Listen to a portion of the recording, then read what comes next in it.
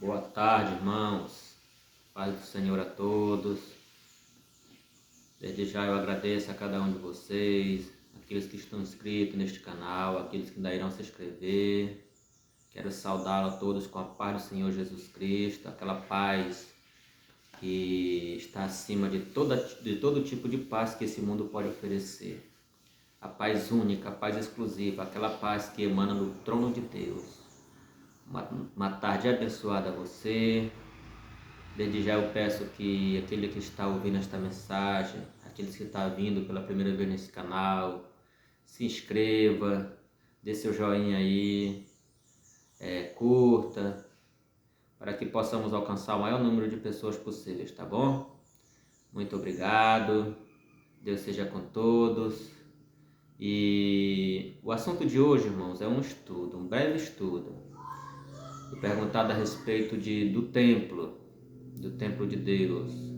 Nos dias de hoje, nesta nova aliança que vivemos, ainda é santo o templo de Deus? E as pessoas querem saber isso. Se realmente ainda é a casa de Deus. Porque muitos a chamam ainda de a casa de Deus, né? A casa do Senhor. Mas aí, será que as Escrituras nos garantem que isso ainda existe hoje ainda? Isso ainda é válido nos dias de hoje? Será que as Escrituras nos mostram isso? Então, para responder essas perguntas e passar da melhor forma possível, com a maior nitidez possível, com um entendimento bom, eu recorro às Escrituras, porque aquilo que tu perguntares às Sagradas Escrituras, ela te responderá. Então, as próprias palavras de Deus, as suas entrelinhas, vai nos mostrar se ainda hoje é a casa de Deus ou é só um lugar dos irmãos se reunirem para adorar a Deus. Amém? Vamos lá? Estão prontos? Então, antes eu quero fazer uma breve oração para que Deus ilumine o entendimento, o conhecimento e que o Espírito Santo nos inspire a tirar o melhor das Escrituras. Amém, irmãos? Pai Santo e querido Deus, nós te louvamos, Pai, por este momento da Tua Palavra, de clareza do Teu Evangelho, Senhor. Meu Deus e Pai, clareie nosso entendimento, Senhor, nosso coração, para recebermos da melhor maneira possível, meu Pai, a Tua Palavra. No nome de Jesus Cristo, meu Pai, ilumine nossos olhos, a nossa mente, para que o Teu entendimento, meu Pai, adentre em cada um de nós. Nós te louvamos e te agradecemos, em nome de Jesus Cristo. Através do Espírito Santo que em nós habita, já é uma dica. Através do Espírito Santo que em nós habita, eu louvo a Deus pela vida de vocês. Amém, irmãos? Então vamos lá. E para começarmos esse estudo, nós iremos buscar logo lá, não tanto lá do começo, mas porque se eu for, irmão, ler e explicar tudo que está desde lá do comecinho da Bíblia, vai durar muito tempo, vai passar muito tempo e eu creio que complico ainda mais a mente dos irmãos. Então eu estou resumindo algum pouquinho para que nós chegamos até a nova aliança, tá? Então eu estou aqui com esta versão desta Bíblia aqui, a NVI, linguagem atual, e eu irei ler Esdras no capítulo 3. Eu vou ler, irmãos, só o verso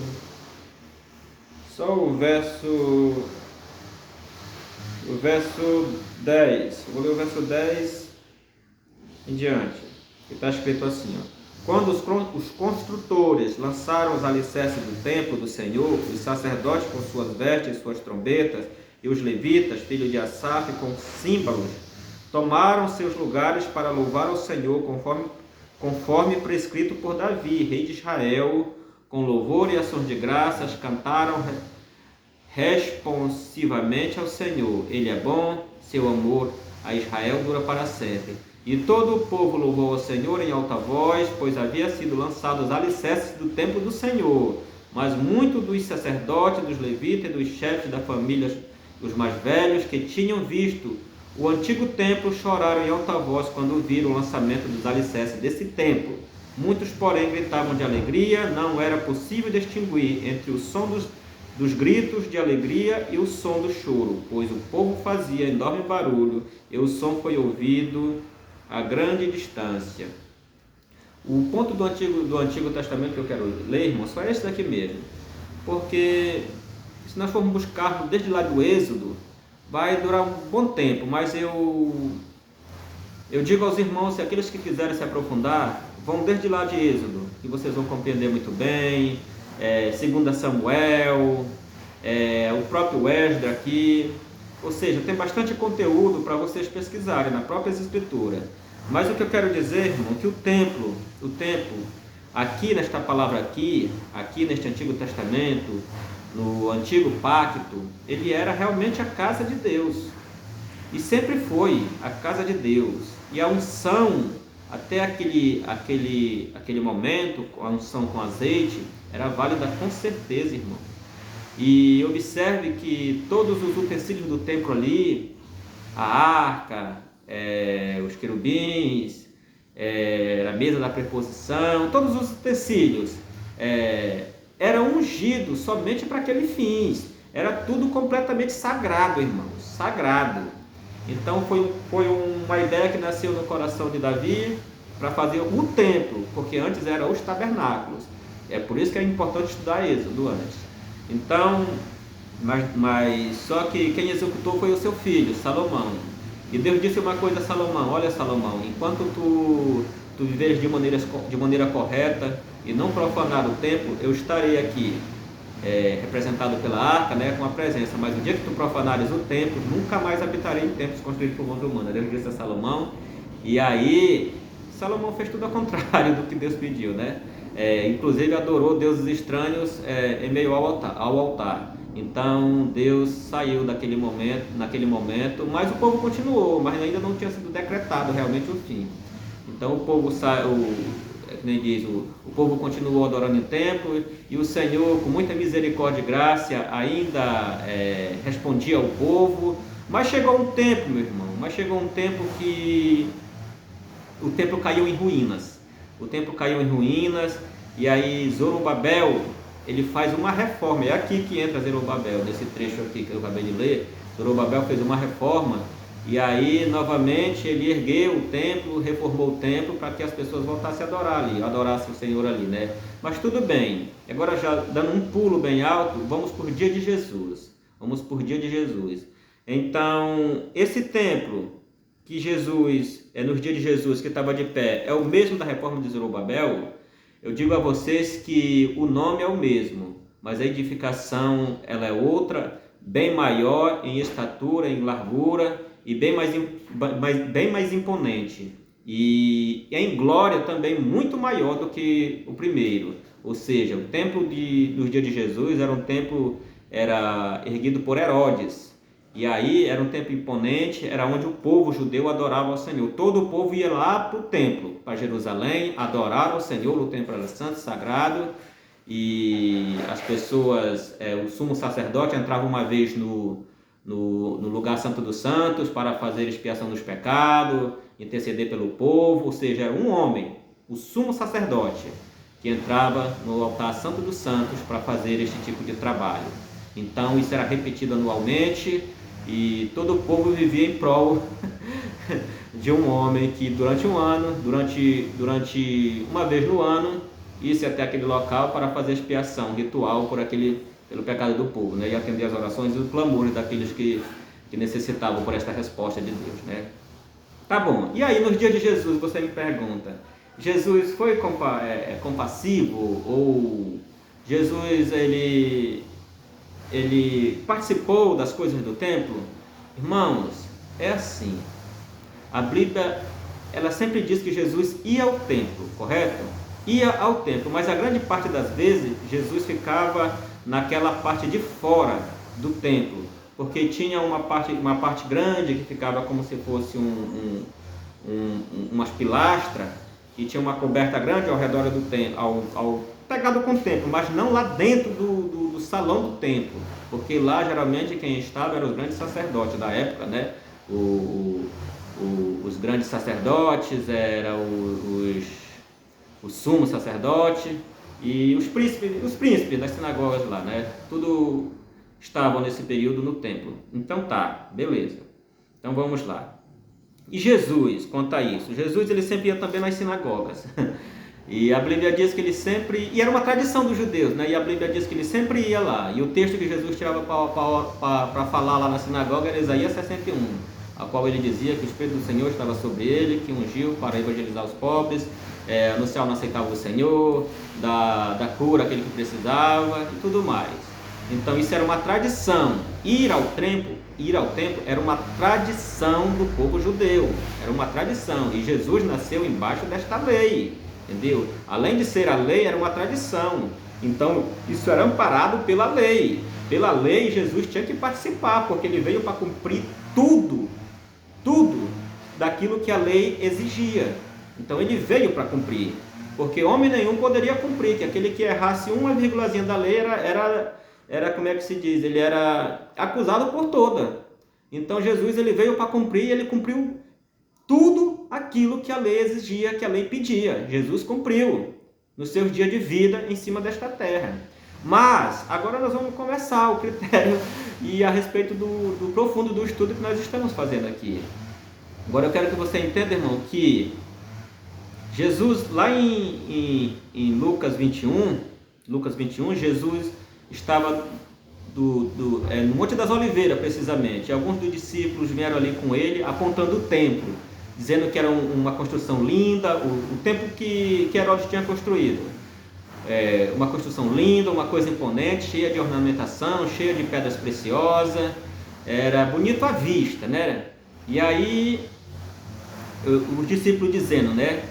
Alguns dos discípulos, a respeito do templo ornado de formosas pedras preciosas e dádiva, disse quanto a estas coisas, virão dias, Jesus dizendo, enquanto essas coisas virão dias, que não deixará pedra sobre pedra que não seja derribada. A primeira profecia de Jesus, ele não está falando a favor, né? A palavra está escrita e a palavra aqui é inefável e verdadeira. Eu preciso crer nessas palavras. Então, os discípulos chegam mostrando as belezas do templo para Deus, que coisa linda, o Monte das Oliveiras era bem na frente da Porta Formosa. Então, dali eles viram todo o ângulo que eles tinham para ver a respeito do templo. E eles, encantados com aquela beleza, disseram para Jesus, olha, que coisa linda, que coisa maravilhosa. E Jesus disse simplesmente assim, olha, virão dias e que aí nesse lugar não restará pedra sobre pedra que não seja derribada. Mas o importante é que não foi só essa também, irmão.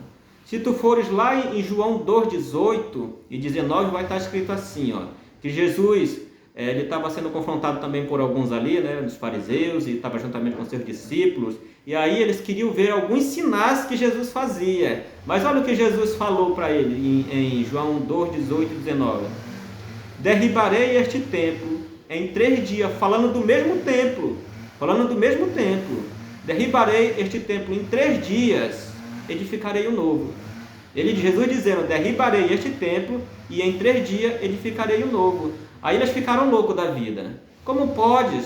Nós passamos 46 anos para erguer esse templo e você me diz que em 3 dias você derruba e edifica, só que eles não estavam compreendendo. Jesus não estava falando daquele templo físico. Jesus estava falando disso aqui, ó, do próprio corpo. E os discípulos só foram compreender isso no 3º dia, quando Jesus ressuscitou. Aí eles foram entender, quer dizer que Jesus estava falando do próprio corpo, então o templo é isso, né? O nosso corpo hoje. Então tá.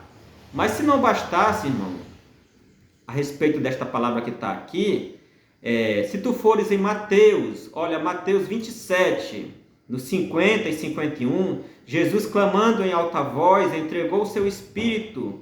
E eis que o véu entregou o seu espírito ao Senhor. E eis que o véu do templo se rasgou em 2, de alto a baixo, e tremeu a terra, e fenderam-se as pedras, partou, rachou no meio. Toda a estrutura do templo, no sentido espiritual, veio abaixo. O templo só veio ser destruído, irmão, depois, quando o imperador Vespasiano ordenou seu filho, Tito Vespasiano, para que sitiasse e destruísse Jerusalém por 2 anos, Jerusalém foi completamente destruído, o templo veio abaixo, eles destruíram o templo, atearam fogo no templo, mataram quase todos os judeus, levaram outros presos e cativos, e assim destruíram aquela Israel antiga. O que está hoje aí não tem nada a ver com aquilo, viu? Então, esse templo o templo de Salomão já foi destruído, ou seja, se cumpriu o que Jesus falou, né? Não há pedra sobre pedra que não seja derrubada, lá em Lucas 21. Então, nós precisamos crer nessa palavra.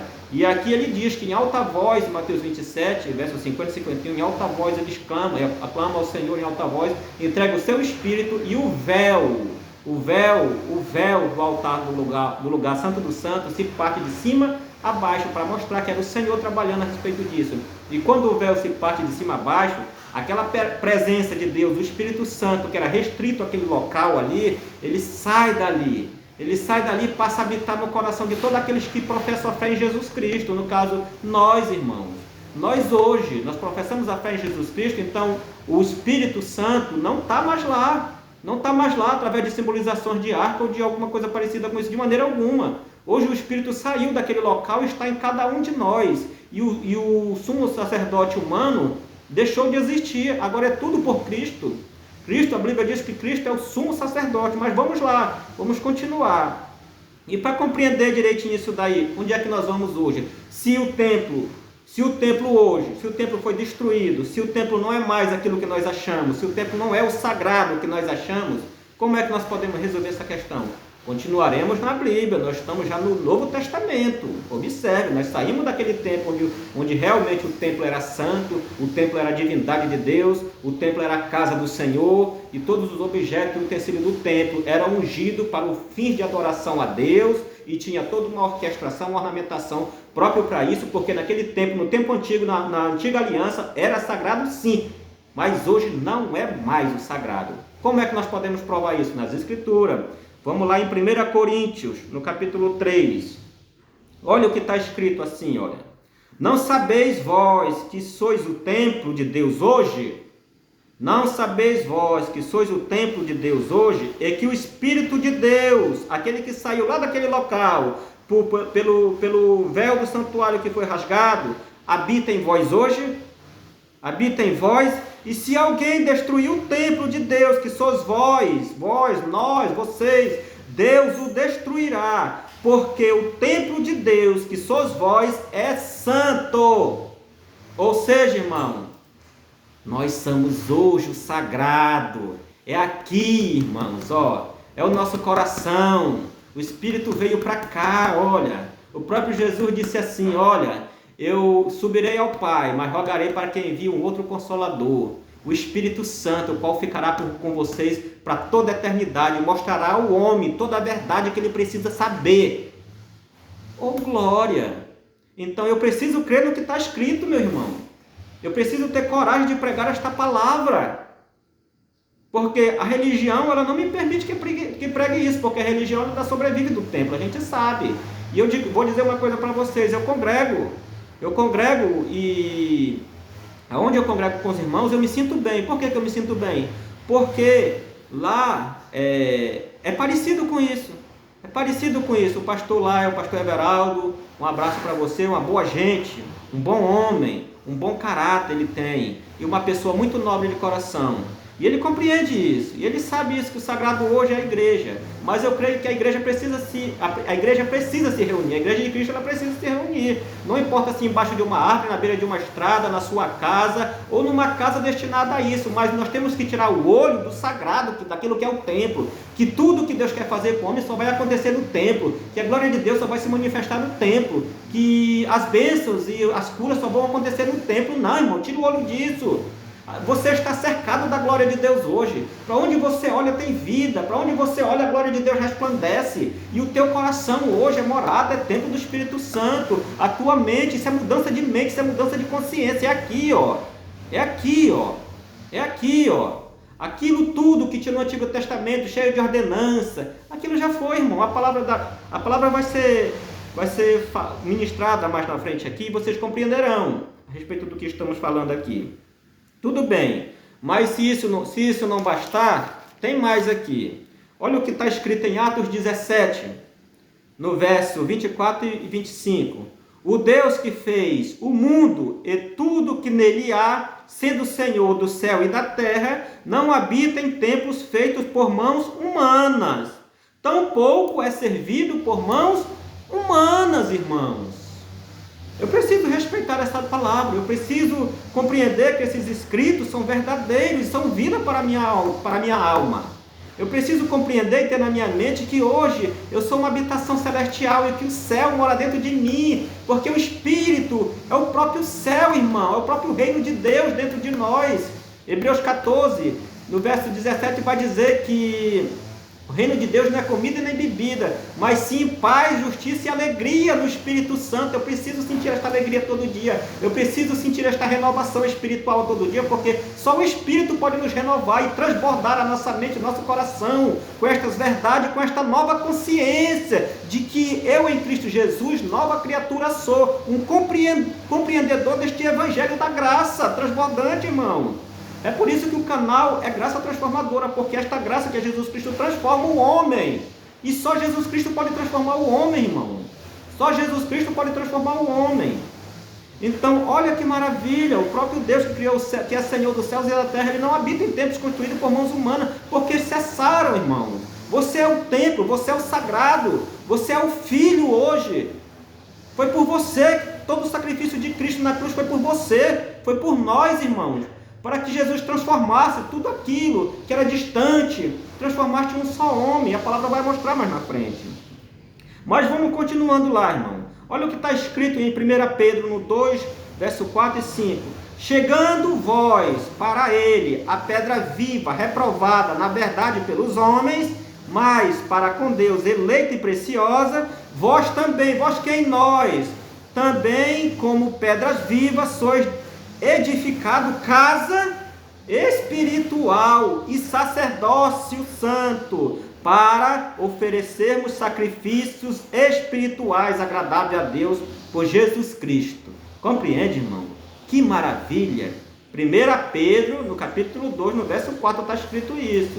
Então nós temos que ter essa certeza que a pedra rejeitada pelo homem se chama Jesus Cristo, ela é uma pedra viva, nós também somos pedrinha que constrói esse templo espiritual para oferecermos sacrifícios vivos e agradáveis. O que é sacrifício? Não, sacrifício, irmão, é você acordar cedo, é você correr atrás dos seus sonhos, é você estudar, é você se formar, lutar por aquilo que você precisa, cuidar dos seus famílias, cumprir com suas obrigações, com seus deveres, praticar o bem, reproduzir os frutos do Espírito Santo. Você acha que isso não é um sacrifício?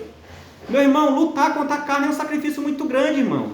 E ser santo é ser separado dessas coisas, da prostituição, da arrogância, da prepotência, do orgulho, dessas coisas, ser separado, é não praticar. Por mais que o coração do homem ele é enganoso, mas Deus, Cristo, transforma o coração do homem, porque o Evangelho é mudança de mente, é mudança de caráter. E eu preciso crer nessas palavras, e eu preciso absorver este Evangelho que me traz paz, que me gera vida, que me faz transbordar em ser um novo homem, uma nova criatura. Mas eu preciso crer nessas palavras. Eu preciso viver essas palavras. Eu preciso ter uma mente mudada, uma nova consciência em Cristo Jesus. Que Cristo Jesus hoje é tudo, irmão. Em Cristo Jesus nós somos tudo hoje. Tudo hoje. Mas vamos continuar adiante. Olha o que está escrito para vocês ouvirem e verem. Olha aqui, ó. Colossenses 2,14. Tudo aquilo que era contrário a você no antigo pacto, na antiga aliança, tudo aquilo que era contrário em forma de ordenança, essas coisas, tudinho. Vamos lá. Colossenses 2,14. E havendo riscado a cédula que era contrária a nós nas suas ordenanças, a qual de alguma maneira nos era contrária, Jesus atirou do meio de nós, cravando-a na cruz. Ou seja, tudo aquilo que era contrário a você, meu irmão, tudo aquilo que era contrário a nós, o Senhor removeu de uma vez por todas, cravando-a na cruz.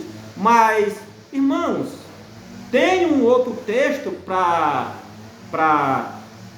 dar a verdade a este outro aí? Com certeza, irmão. Olha só Efésios 2,15. Na sua carne desfez a inimizade, isto é, a lei dos mandamentos, que consistia em ordenância, e anulou, A palavra desfez significa aniquilar, anulou. Em algumas traduções está anulou, em outras aniquilar, em outras desfez.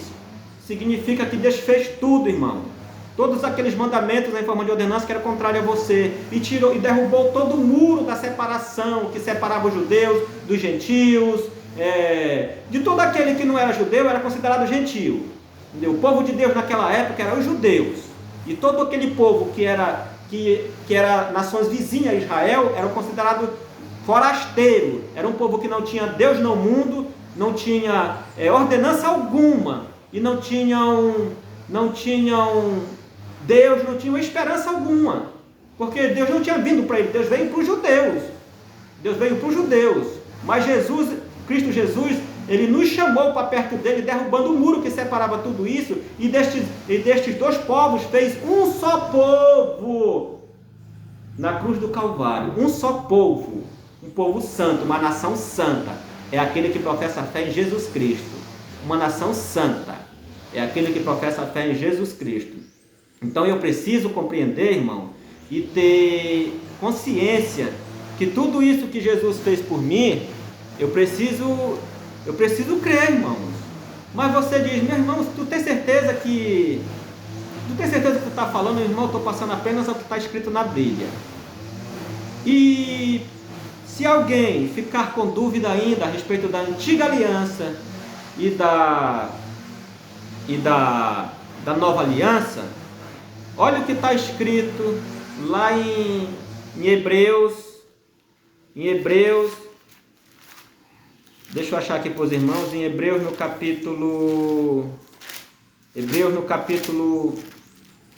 deixa eu achar aqui para os irmãos, Hebreus capítulo 9, no capítulo 9, no verso 15, olha, escuta, irmão, a respeito da primeira aliança, do primeiro pacto para o novo pacto, olha o que está escrito, e por isso é mediador quem? Jesus Cristo, mediador de um novo testamento, para que, intervindo a morte para a remissão das transgressões que havia debaixo do primeiro testamento, os chamados recebam a promessa da herança eterna.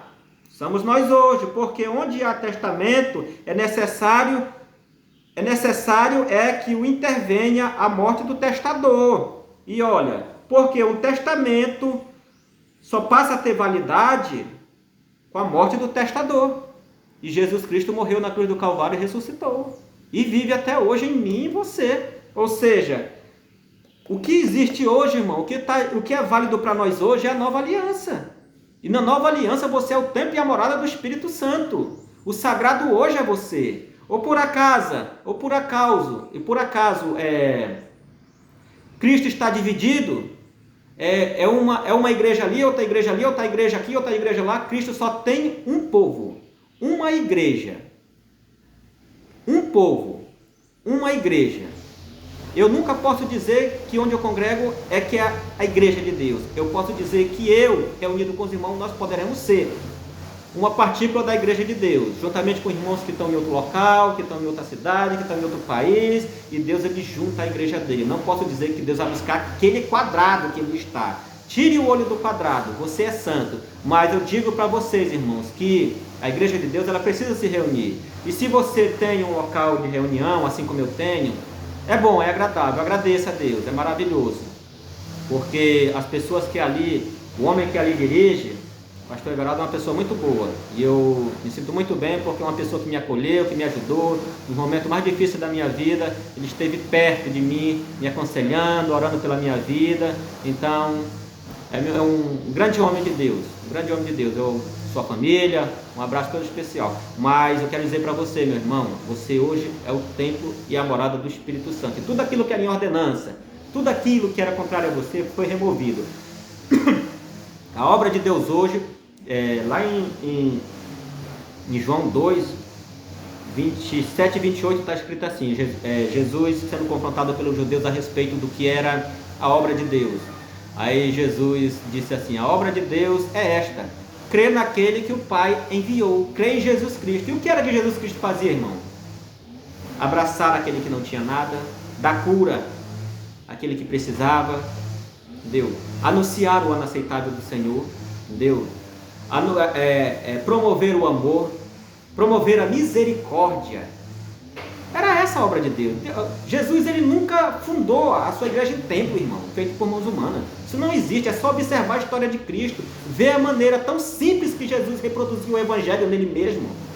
A própria palavra encarnada, o próprio Jesus Cristo. É tão simples o evangelho de Deus e as pessoas fazem uma dificuldade tão grande para transmiti-lo e transmite distorcendo a palavra. Como podes, irmão?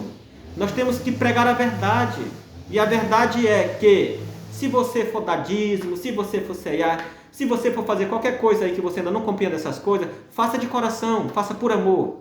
Compreendeu? Porque vão me chamar de herege, vão me chamar de incrédulo, não tem problema. As escrituras me mostram tudo que eu preciso saber. E tudo que eu preciso saber está nas escrituras, e eu procuro muito bem segui-las.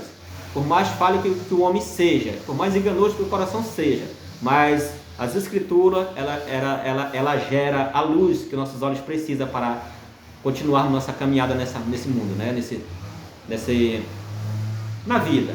Portanto, irmãos, o que eu tinha para passar para os irmãos hoje era isso. O sagrado hoje é você. É você, viu? A obra de Deus é você cuidar do necessitado. É você ajudar a viúva. É você desviar-se da corrupção deste mundo. É você abraçar a causa do perdido. É você dar ânimo àquele que está desanimado. Você compreendeu? E tudo isso na palavra de Jesus Cristo, que é a própria palavra viva, você encontra. Em Jesus Cristo você encontra tudo que você precisa para a sua alma, irmão. Não é que Jesus Cristo seja o teu retorno, é que tu tem que buscar primeiramente o reino do céu e a sua justiça, e as demais coisas serão acrescentadas. Jesus Cristo é suficiente. E tudo que Jesus Cristo fez, está válido e continuará tendo validade até a consumação. E já se consumou muitas coisas já. Então o Tetelestai está valendo, viu? Então, meu irmão, eu oro pela tua vida, espero que eu tenha te ajudado em alguma coisa. Qualquer coisa pergunte, mas é que nem diz as Sagradas Escrituras, né? Faça que nem as pessoas que não se contentam só em achar que é só palavra. Vá à luz das Escrituras, estude, irmão, porque o próprio apóstolo disse que o povo padece por falta de conhecimento. Então, examine as Escrituras que tu encontrarás a resposta para as tuas perguntas. Amém? Deus te abençoe. Eu louvo a Deus pela tua vida, eu louvo a Deus pela tua casa, pelo teu ministério. Eu louvo a Deus pelo cristão que você está se transformando a cada dia, por esta mentalidade nova, por esta mente. Não é fácil, irmão. Não é fácil, não. Não é fácil, não. Tem dias que parece que são noite para nós, porque nós crescemos e fomos educados num ritmo de conhecimento, e aí quando a gente vai nas entrelinhas das Escrituras, que o Espírito Santo começa a nos revelar o real significado da sua palavra, a gente fica com uma dúvida, e isso cria uma dor muito grande na nossa mente, né? Um embaraço muito grande, mas o próprio Cristo, ele trata de mostrar a verdade para aqueles que são seus servos. Em nome de Jesus Cristo, eu louvo pela tua vida e peço que o Papai do Céu a cada dia continue iluminando a tua casa, os teus filhos, os teus projetos, os teus sonhos. E desde já, viu? Muito obrigado por contribuir com nós. Em nome de Jesus Cristo eu louvo-te. Amém.